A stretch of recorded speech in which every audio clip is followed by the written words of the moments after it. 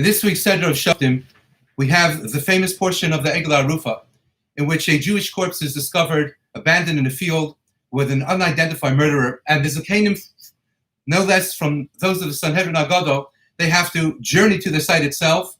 They measure from the corpse to what turns out to be the closest city. And then the Zakanim, the elders of that city closest to the corpse, they have to engage in a process of taking a young egel, a young calf.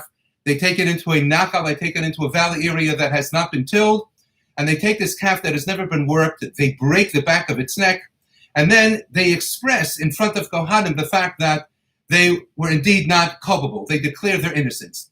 And in that declaration, the pasuk states, Va'anu v'yamru, and they raise their voices and they state unequivocally, Yodeinu lo shafchu es hadam hazeh, our hands did not shed this blood, ve'inenu lo ra'u, and our eyes did not see.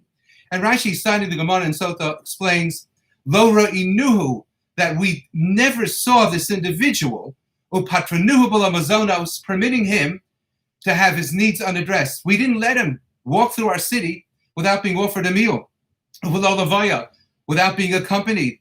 And indeed, Chazal state as well, that achila shesiya, lina lavaya matana, that such an individual, any guest passing through, has to be provided with food and drink, and a place to sleep at night, and accompaniment ultimately to the point of his journey where he's continuing on, and as well even provided with a matana. So they have to be able to say this.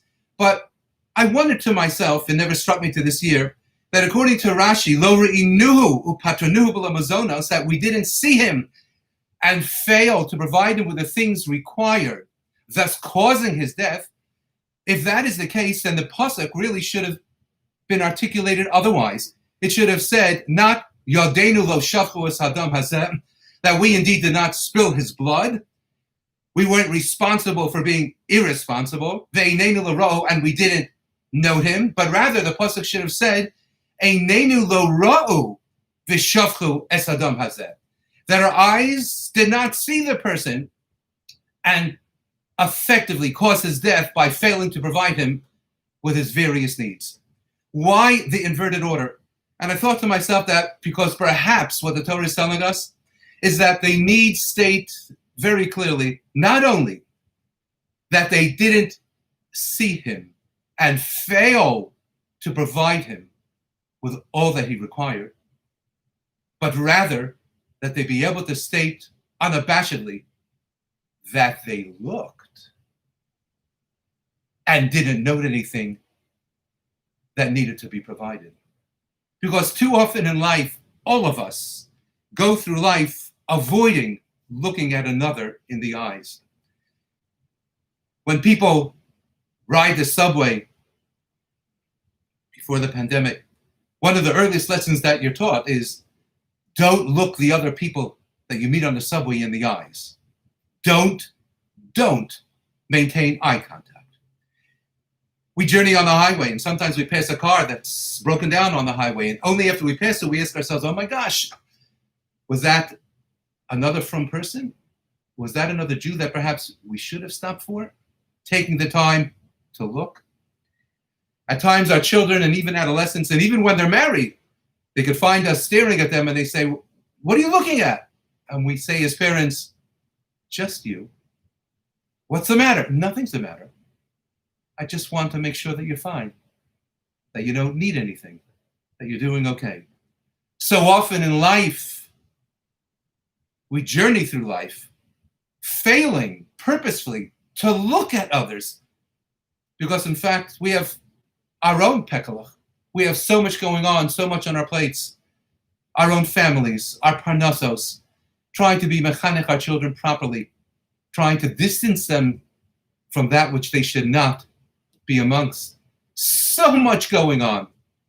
And we don't look at other people. And we certainly don't look them in the eyes to first note with concern and with love and with compassion if they do need anything, if they are just passing through. And if they're passing through and we happen to meet them, then isn't it ours to make their journey more lovely, more easy, more meaningful? Today is Rosh Chodesh Elul. And Elul we know stands for Ani Ladodi V'Dodi Li. I am for, on behalf, I am unto my beloved V'Dodi Li, and also as my beloved is unto me. Part of the job, part of the task of a spouse is to look at his or her spouse and to see how the other is doing, to maintain a constant vigilance, to see if anything is needed.